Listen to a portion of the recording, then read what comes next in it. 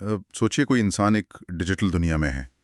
वो एक दुकान पर जाता है, डिजिटल पेमेंट करता है और पलक झपकते ही काम हो जाता है। हाँ, और वो भी बिना किसी एक्स्ट्रा फीस के। बिल्कुल। स्क्रीन पर तुरंत सक्सेस लिखा आ जाता है। लेकिन फिर अगली ही दुकान पर जब वही इंसान वही डिजिटल पैसा देने की कोशिश करता है ना, तो स्क्रीन पर वो गोल गोल लोडिंग का निशान बस घूमता ही रहता है। अब मिनट लग जाते हैं। वही तो। और जब पेमेंट पूरी होती है तो पता चलता है कि 100 रुपए के सामान के लिए 20 रुपए तो सिर्फ नेटवर्क फीस कट गई। मतलब ये क्या बात हुई? इस नई डिजिटल इकोनॉमी को समझने की कोशिश कर रहा है। क्या है ना, बाहर से देखने पर क्रिप्टो एक बहुत बड़ी अकेली डिजिटल मशीन जैसी लगती है। हाँ, लोगों को लगता है कि ये सब एक ही टेक्निक है, तो हर जगह अनुभव भी एक जैसा यानी एकदम स्मूथ होना चाहिए। एग्जैक्टली लेकिन सतह के नीचे झांकने पर पता चलता है कि ये कोई एक मशीन नहीं है। ये अलग अलग डिजाइन और नियमों से बने नेटवर्क का एक बहुत बड़ा जाल है। और यही वजह है कि हमारी ये series crypto beyond the hype की इस डीप डाइव का मिशन भी यही है। बिना किसी टेक्निकल डर या हवाई बातों के आम इंसान के लिए इस दुनिया को सरल और भरोसेमंद बनाना। सही कहा आपने। और आज का हमारा मेन फोकस भी यही समझना है कि इस अलग अलग अनुभव के पीछे की असल कहानी क्या है। हाँ, क्योंकि हम अक्सर लेयर 1 और लेयर 2 जैसे शब्द सुनते हैं। जब कोई नया व्यक्ति इन शब्दों को सुनता है तो उसे लगता है कि शायद ये कोई नया सॉफ्टवेयर अपडेट है। जो कि एक आम गलतफहमी है। लेकिन असल में ये नेटवर्क के डिजाइन का वो बुनियादी अंतर है जो हमारे पूरे अनुभव को बदल कर रख देता है। ठीक है, आइए इसको थोड़ा विस्तार से समझते हैं। आखिर इस अलग-अलग अनुभव की शुरुआत कहाँ से होती है? वो कौन सी जगह है जहाँ ये तय होता है कि सिस्टम धीमा होगा या तेज? अब देखिए, इस कहानी की शुरुआत लेयर 1 यानी पहली परत से होती है। अगर हम इसे बिना किसी टेक्निकल भारीपन के समझे तो लेयर 1 वो मुख्य ब्लॉकचेन या बेस नेटवर्क है। मतलब ये किसी भी क्रिप्टो सिस्टम की असल बुनियाद है। बिल्कुल, ये वो जगह है जहां सारे लेन देन हमेशा के लिए एक डिजिटल रजिस्टर में दर्ज होते हैं। इस नेटवर्क के अपने नियम होते हैं जिन्हें कोई एक व्यक्ति बदल नहीं सकता। और इसके उदाहरणों की बात करें तो हम देखते हैं कि बिटकॉइन, इथीरियम और सोलेना इस लेयर 1 के सबसे बेहतरीन उदाहरण है। ये किसी और पर निर्भर नहीं है। ये अपने आप में स्वतंत्र बुनियादी नेटवर्क है। तो इसका मतलब है कि लेयर 1 किसी शहर के बुनियादी ढांचे या मुख्य सड़क सिस्टम की तरह काम करता है। हाँ, ये कंपैरिजन बहुत अच्छा है। हाँ, जैसे किसी भी शहर में एक मेन हाईवे होता है जिस पर पूरा शहर निर्भर करता है। सारा भारी ट्रैफिक वहीं से गुजरता है और उसी सड़क के नियमों का सबको पालन करना होता है ना। ये बहुत ही सटीक तुलना है। और आप ही बताइए, किसी भी शहर की मुख्य सड़क का सबसे महत्वपूर्ण काम क्या होता है? यही कि वो सुरक्षित और मजबूत हो, उसमें गड्ढे नहीं होने चाहिए और वो अचानक से टूटनी नहीं चाहिए। एग्जैक्टली यहाँ सबसे हैरान करने वाली बात यह है कि जब इन शुरुआती लेयर 1 नेटवर्क को बनाया जा रहा था, तब इनके डिजाइनर्स के सामने एक बहुत बड़ा चुनाव था। कैसा चुनाव? वो इसे बहुत तेज बना सकते थे, लेकिन उन्होंने ऐसा नहीं किया। उन्होंने सबसे ऊपर रखा सुरक्षा को और डिसेंट्रलाइजेशन यानी विकेंद्रीकरण को। और डिसेंट्रलाइजेशन का मतलब वही ना कि दुनिया भर में फैले हजारों कंप्यूटर हर एक लेन देन की जांच करेंगे। हाँ बिल्कुल, ताकि कोई भी धोखाधड़ी ना कर सके। इस बात को समझना बहुत जरूरी है। मतलब दुनिया भर के हजारों कंप्यूटर एक ही लेन देन को वेरीफाई कर रहे हैं। वही तो। जाहिर सी बात है, जब इतने सारे लोग किसी एक बात पर सहमत होने की कोशिश करेंगे तो उसमें समय तो लगेगा ही। ये कोई कमी नहीं है, बल्कि ये वो कीमत है जो एक्स्ट्रा सुरक्षा के लिए चुकाई जा रही है। सही कहा आपने। और यही वो पॉइंट है जहां से धीमेपन और महंगेपन की शुरुआत होती है। जब नेटवर्क पर कोई लेन देन आता है तो वो तुरंत पास नहीं होता। उसे प्रोसेस होने में टाइम लगता है। हाँ, क्योंकि नेटवर्क से जुड़े हर एक कंप्यूटर को उस खाते को अपडेट करना पड़ता है। ये एक ऐसी प्रक्रिया है जिसमें बहुत ज्यादा एनर्जी और समय लगता है। मैं इसे एक और नजरिए से समझने की कोशिश कर रहा हूँ। क्या हम इस लेयर 1 को एक छोटे बेहतरीन कैफे की तरह देख सकते हैं? अच्छा, एक कैफे की तरह कैसे? ध्यान से एक एक कॉफी बीन को परख कर कॉफी बनाता है। ठीक है। जब वहां सिर्फ 10 या 20 ग्राहक होते हैं ना, तो वो कैफे बहुत शानदार चलता है। कॉफी टाइम पर मिलती है, क्वालिटी बेस्ट होती है और सब खुश रहते हैं। लेकिन अगर अचानक से वहां की तारीफ पूरी दुनिया में फैल जाए तो? वही मेरा पॉइंट है।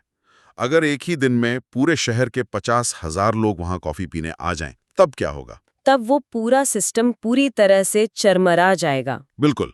कैफे के कर्मचारी उसी पुरानी रफ्तार से कॉफी बनाने की कोशिश करेंगे, क्योंकि वो अपनी क्वालिटी या सुरक्षा से समझौता तो नहीं कर सकते ना। हाँ, लेकिन बाहर ग्राहकों की लाइन कई किलोमीटर लंबी हो जाएगी। लोग घंटों इंतजार करेंगे। और शायद वो कैफे अपनी कॉफी की कीमत भी बढ़ा देगा, क्योंकि जो लोग जल्दी कॉफी लेना चाहते हैं वो ज्यादा पैसे देने को तैयार हो जाएंगे। वही तो। और जो लोग ज्यादा पैसे नहीं दे सकते हैं, उन्हें बस इंतजार करना पड़ेगा। आप बिल्कुल सही दिशा में सोच रहे हैं। इसे ही टेक्निकल भाषा में स्केल यानी विस्तार की समस्या कहा जाता है। स्केल की समस्या, ठीक है। जैसे जैसे क्रिप्टो पॉपुलर हुआ, दुनिया भर के लाखों लोगों ने लेयर 1 नेटवर्क का इस्तेमाल करना शुरू कर दिया। अब मुख्य सड़क पर क्षमता से ज्यादा गाड़ियां आ गईं। यस कैफे में क्षमता से ज्यादा ग्राहक आ गए। हाँ, और हर कोई चाहता था कि उसका लेन देन पहले पूरा हो।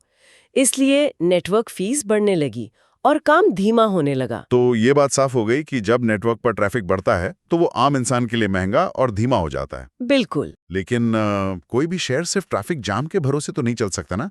कोई ना कोई समाधान तो निकालना ही पड़ता है। और यहीं पर लेयर 2 का जन्म होता है। अच्छा, तो लेयर 2 की एंट्री यहाँ होती है। हाँ, क्या है ना, जब शहर की मुख्य सड़क पर ट्रैफिक बहुत ज्यादा हो जाता है तो शहर के प्लानर पूरी सड़क को तोड़कर रातों रात नई सड़क नहीं बनाते। क्योंकि अगर मुख्य सड़क तोड़ दी तो पूरा शहर ही ठप पड़ जाएगा। एग्जैक्टली। इसके बजाय वो उसी मुख्य सड़क के ऊपर एक एक्सप्रेस लेन बनाते हैं या कोई फ्लाईओवर बनाते हैं। अरे वाह, यानी लेयर 2 बिल्कुल यही फ्लाईओवर है। हाँ, ये लेयर 1 के ऊपर बना एक नया नेटवर्क है जो मुख्य नेटवर्क पर से भीड़ को हटाकर काम को तेज करता है। लेकिन एक सवाल उठता है यहाँ, ये लेयर 2 आखिर काम कैसे करता है? ये चीजों को इतना सस्ता और तेज कैसे बना देता है? क्या ये सुरक्षा से समझौता करता है? ये सबसे महत्वपूर्ण पहलू है। इसको समझने के लिए हमें बंडलिंग यानी चीजों को एक साथ बांधने के तरीके को समझना होगा। बंडलिंग, थोड़ा और समझाइए। मान लीजिए शहर के मुख्य सड़क पर एक टोल प्लाजा है। अगर 50 अलग-अलग कारें उस टोल प्लाजा से गुजरेंगी तो हर कार को रुकना पड़ेगा, पर्ची कटवानी पड़ेगी और हर कार को अलग-अलग टोल टैक्स देना पड़ेगा। इसमें तो बहुत समय लगेगा और हर किसी का पैसा खर्च होगा। ये तो रोजमर्रा की ट्रैफिक जैम वाली स्थिति लग रही है। बिल्कुल। अब सोचिए कि लेयर 2 एक बहुत बड़ी हाई स्पीड बस की तरह है। ओके। ये बस उन 50 लोगों को एक साथ बैठा लेती है। अब उन 50 अलग-अलग कारों की जरूरत ही नहीं है। तो अब ये बस जाएगी उस टोल प्लाजा पर? हाँ, वो बस सीधे टोल प्लाजा पर जाती है और सिर्फ एक बार टोल टैक्स देती है। बस के अंदर बैठे उन 50 लोगों के बीच वो एक टोल टैक्स बन जाता है। अरे वाह, मतलब हर इंसान के हिस्से में टोल टैक्स का सिर्फ एक छोटा सा हिस्सा आता है। वही तो, लेयर 2 टेक्निकली यही करता है। वो हजारों छोटे छोटे लेन देन को अपने पास इकट्ठा करता है, उन्हें एक ही बंडल या पैकेट में पैक करता है और फिर उस पूरे पैकेट को लेयर 1 पर भेज देता है। एकदम सही। चूंकि लेयर 2 को अब हजारों लेन देन की अलग अलग जांच नहीं करनी पड़ती, उसे सिर्फ उस एक पैकेट को वेरीफाई करना होता है, इसलिए काम बहुत तेज हो जाता है। और नेटवर्क फीस हजारों लोगों में बंट जाती है, इसलिए हर इंसान के लिए खर्च ना के बराबर हो जाता है। बिल्कुल वैसा ही होता है। और यहाँ पर बात सच में बहुत दिलचस्प हो जाती है। वो कैसे? अगर ये लेयर 2 नाम की बस इतनी ही शानदार है, इतनी तेज है और इसमें खर्च भी इतना कम है, तो कोई इंसान उस पुरानी लेयर 1 वाली सड़क का इस्तेमाल ही क्यों करे? ये एक बहुत ही जायज सवाल है। क्या हम लेयर 1 को पूरी तरह से भूल नहीं सकते? या फिर लेयर 2 का पूरा वजूद ही इस बात पर टिका है कि लेयर 1 की बुनियाद बहुत मजबूत है? देखिए, ये सवाल अक्सर नए लोगों के मन में आता है, लेकिन इसका जवाब ये है कि लेयर 2 कभी भी लेयर 1 की जगह नहीं ले सकता। क्यों नहीं ले सकता? क्योंकि लेयर 2 की अपनी कोई स्वतंत्र सुरक्षा नहीं होती। वो एक बहुत तेज डिलीवरी सर्विस की तरह है। अच्छा।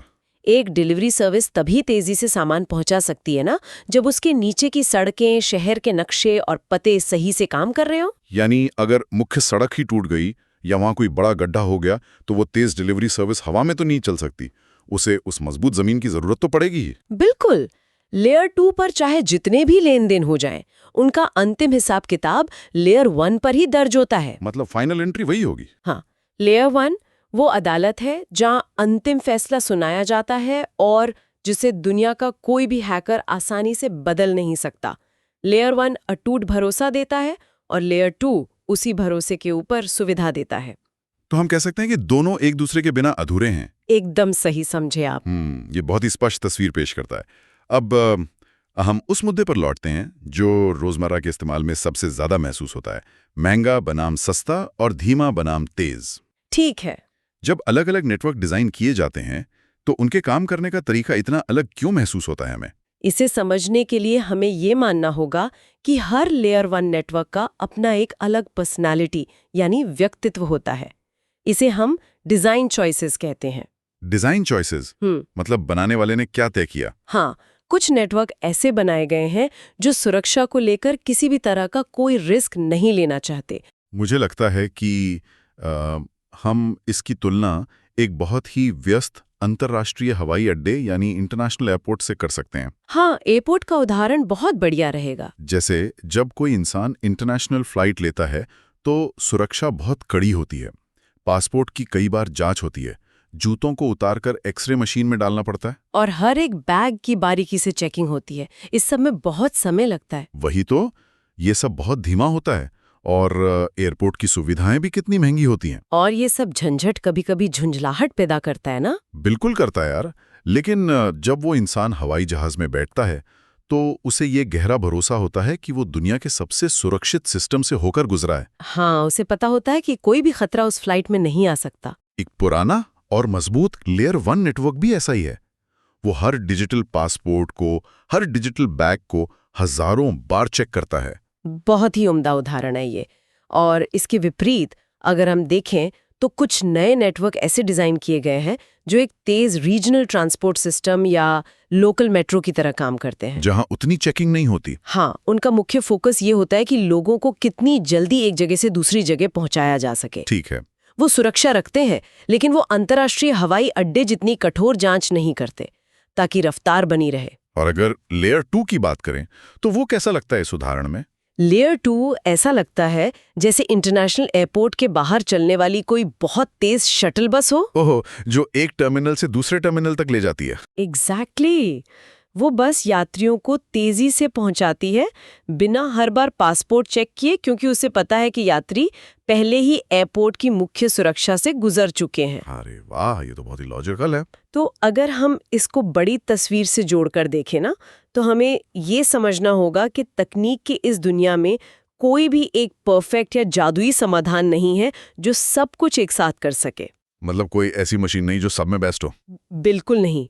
इसे टेक्निकल भाषा में ट्रेड ऑफ कहा जाता है, यानी कुछ पाने के लिए कुछ छोड़ना पड़ता है। ठीक है।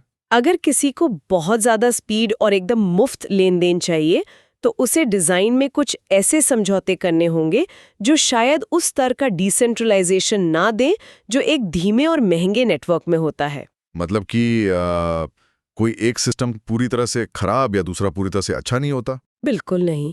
वो सिर्फ अलग अलग जरूरतों के हिसाब से बनाए गए हैं। जैसे अलग अलग काम के लिए अलग टूल्स। हाँ, अगर कोई इंसान करोड़ों रुपए का कोई बहुत बड़ा लेन देन कर रहा है, कोई बड़ी प्रॉपर्टी खरीद रहा है, तो जाहिर है वो उस धीमे लेकिन बेहद सुरक्षित इंटरनेशनल एयरपोर्ट यानी लेयर 1 को ही चुनना पसंद करेगा। वो थोड़ी ज्यादा फीस दे देगा, थोड़ा इंतजार कर लेगा, लेकिन सुरक्षा से कोई समझौता नहीं करेगा। वही तो। लेकिन अगर किसी को सिर्फ एक कप कॉफी खरीदनी है या किसी दोस्त को 10 रुपए भेजने हैं, तो वो तेज और सस्ता नेटवर्क यानी लेयर 2 ही चुनेगा। तो इस सब आखिर मतलब क्या है?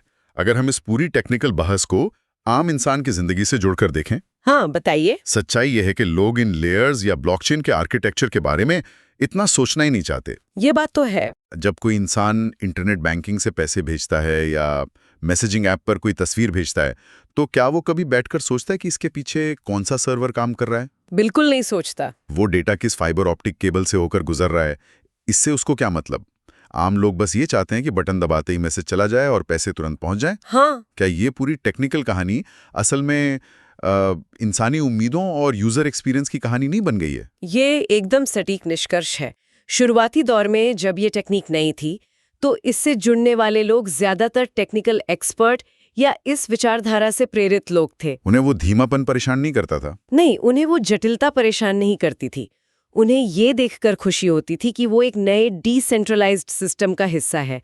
वो खुशी-खुशी लंबी लाइन में लग जाते थे। जैसे शुरुआती इंटरनेट के दिनों में जब डायल अप मॉडेम से कनेक्ट होने में वो अजीब सी खरखर आवाज आती थी। हाँ, और एक साधारण सा वेब पेज खुलने में मिनटों लग जाते थे। लोग उस इंतजार का भी मजा लेते थे क्योंकि टेक्निक नई थी यार। लेकिन आज कोई उस डायलॉग मोडेम वाली आवाज को बर्दाश्त नहीं करेगा। आज सबको 5G की स्पीड चाहिए। बिल्कुल। वही बदलाव अब क्रिप्टो की दुनिया में आ रहा है। ये इकोसिस्टम अब मैच्योर हो रहा है।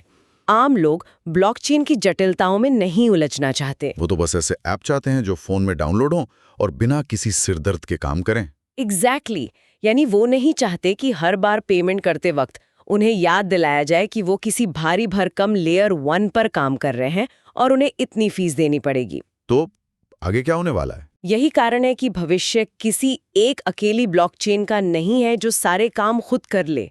भविष्य एक ऐसे इकोसिस्टम का है जहां हर लेयर अपना अपना काम करेगी। एक टीम की तरह। हाँ, लेयर 1 एक अदृश्य लेकिन बेहद मजबूत तिजोरी की तरह पीछे काम करेगा, जो सिर्फ सुरक्षा और अंतिम हिसाब किताब सुनिश्चित करेगा। और आम लोगों को क्या दिखेगा? लेयर 2 और उसके ऊपर बनने वाले आसान ऐप्स वो हिस्सा होंगे जो आम लोगों को दिखाई देंगे, सुंदर, तेज और बिल्कुल मुफ्त जैसे लगने वाले। अरे वाह। ये दोनों मिलकर ही एक ऐसा अनुभव बनाएंगे जो आम इंसान के लिए रोजमर्रा की जिंदगी का हिस्सा बन सके। तो अगर इस पूरी गहरी चर्चा का एक निचोड़ निकाला जाए तो वो बहुत ही स्पष्ट है। क्या निचोड़ निकाला आपने? अगली बार जब किसी को लगे कि कोई क्रिप्टो नेटवर्क बहुत धीमा है या उसकी फीस बहुत ज्यादा है, तो ये सोचने की जरूरत नहीं है कि सिस्टम खराब हो गया है या टूट गया है। बिल्कुल। बस ये समझना है कि वो एक भारी, सुरक्षित, बुनियादी ढांचा यानी लेयर 1 की तरह काम कर रहा है, जहां हर एक डिजिटल कदम की कड़ी जांच हो रही है।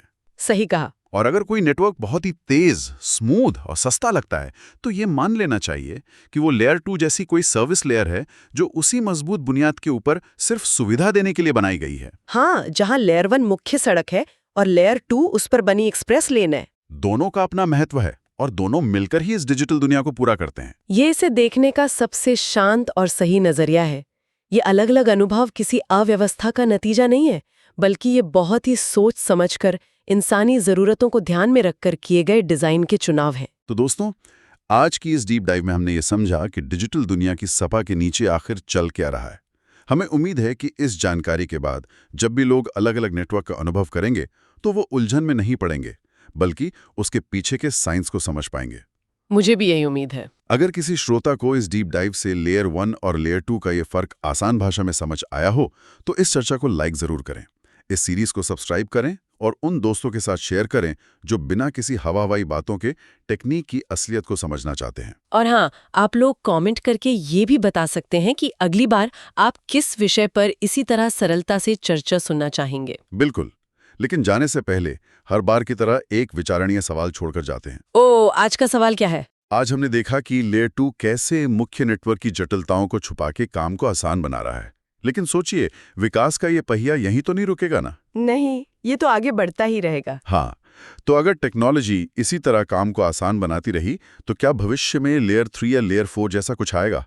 क्या कुछ ऐसा बनेगा जो ब्लॉकचेन की इस पूरी जटिलता को इस हद तक गायब कर देगा कि आम इंसान को कभी पता ही नहीं चलेगा कि वो किसी क्रिप्टो नेटवर्क का इस्तेमाल भी कर रहा है? ये तो सच में सोचने वाली बात है। क्या टेक्निक की असली सफलता यही है कि वो पूरी तरह से अदृश्य हो जाए? इस बारे में सोचिएगा जरूर। अगली बार फिर मिलेंगे एक नए विषय और एक नई चर्चा के साथ। तब तक के लिए गहराई में उतरते रहिए और सीखते रहिए।